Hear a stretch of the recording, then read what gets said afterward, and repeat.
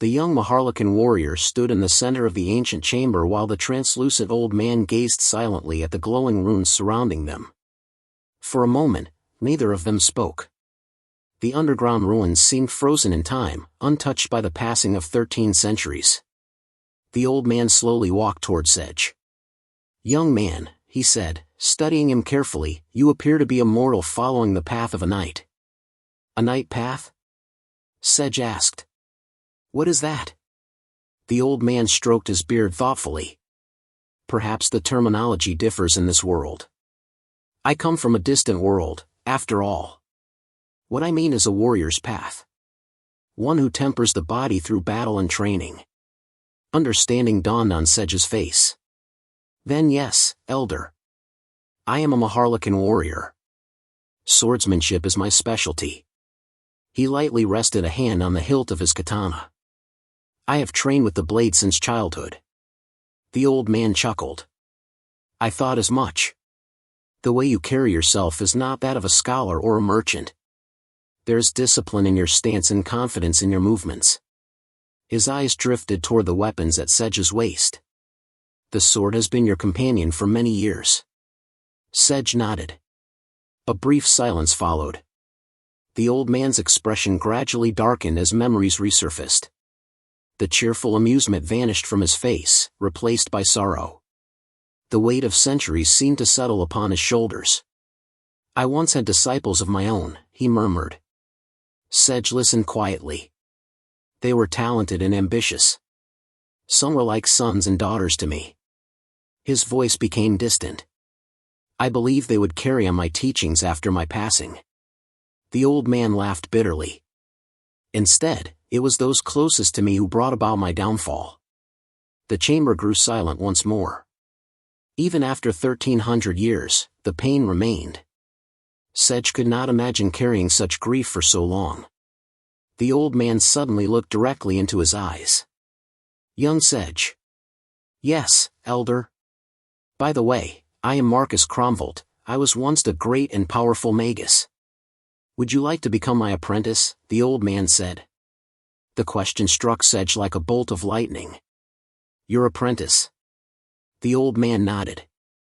"I was once a master of an arcane tower and one of the greatest magi of my era." As he spoke, the air around him seemed to shimmer. "In my homeland, a magus stood above ordinary men. We studied the laws of existence itself. We sought to understand the matters and forces that govern reality." The runes on the walls began glowing brighter.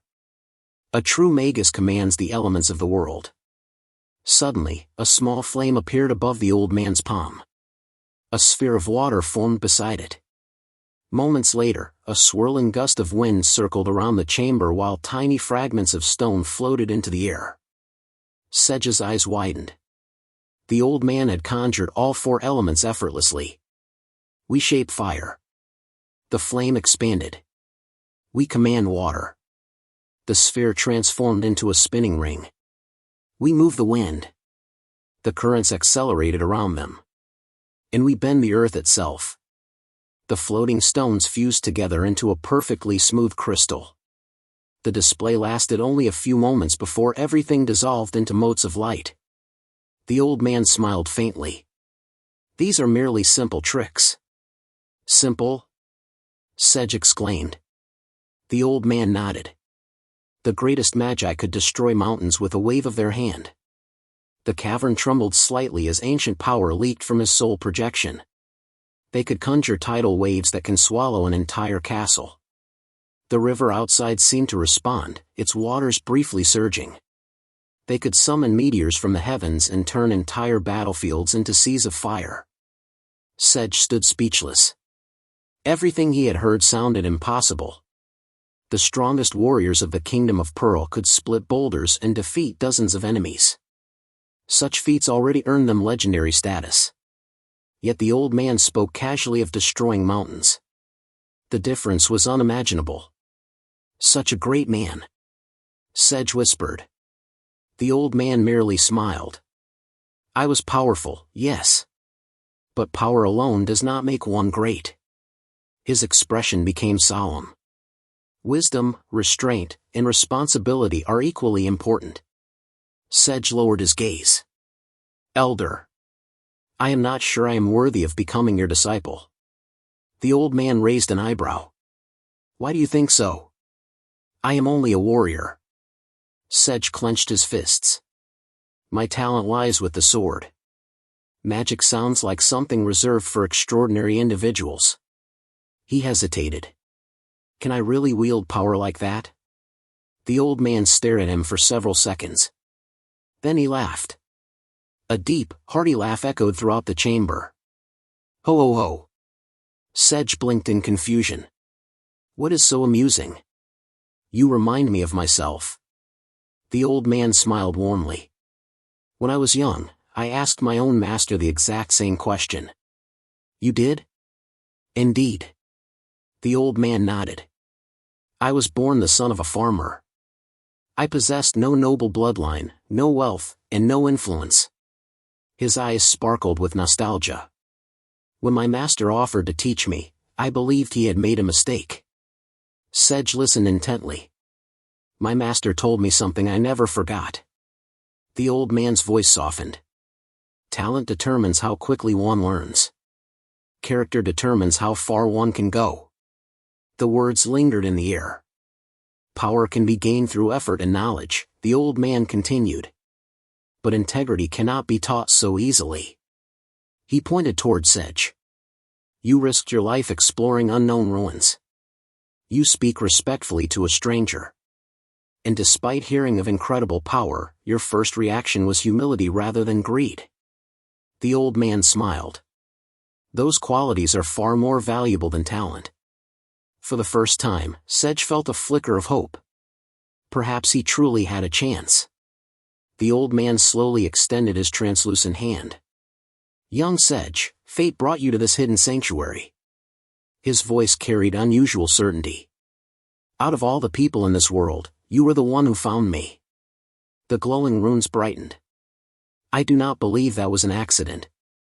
Sedge stared at the offered hand. Then the old man's expression became serious. However, I have one condition. What is it, elder? The old man fell silent. For a brief moment, sadness returned to his eyes. If by some miracle any of my descendants survived. His voice trembled slightly. I ask that you look after them. Sedge blinked. The request was far simpler than he had expected. My descendants would likely know nothing of magic. The old man looked toward the distant darkness beyond the chamber. After 13 centuries, my bloodline may have scattered across this world. His gaze lowered. They may not even know who they are. A deep sigh escaped him. I can no longer search for them myself. The old man looked back at Sedge. But you can. He stepped closer. If you ever find one of my descendants, guide them. His voice carried both hope and regret. Teach them the path of the Magus. Sedge did not hesitate. He knelt upon one knee. The gesture surprised the old man. Elder. Sedge bowed deeply to the ground. You have entrusted me with your legacy. His voice was steady and sincere. If any of your descendants still live, I will find them. The old man's eyes widened. I swear it. Sedge raised his head. I will protect them, guide them, and teach them everything you teach me. The chamber fell silent. For several moments, the old man simply stared at him. Then a genuine smile appeared on his face. It was the first truly happy expression Sedge had seen since meeting him. Thank you, my boy. The ancient runes suddenly erupted with brilliant blue light. The entire chamber trembled. Energy flowed through the walls like rivers of liquid starlight. Outside, the Maharlikan warriors watched in shock as beams of azure light burst from the ancient structure and illuminated the cavern.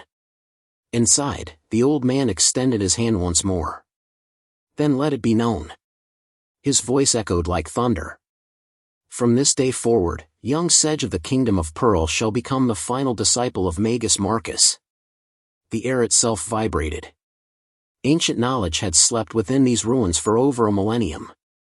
Now, at long last, It had found a successor. Sedge reached forward and grasped the old man's hand. The moment their hands touched, countless glowing symbols surged toward him.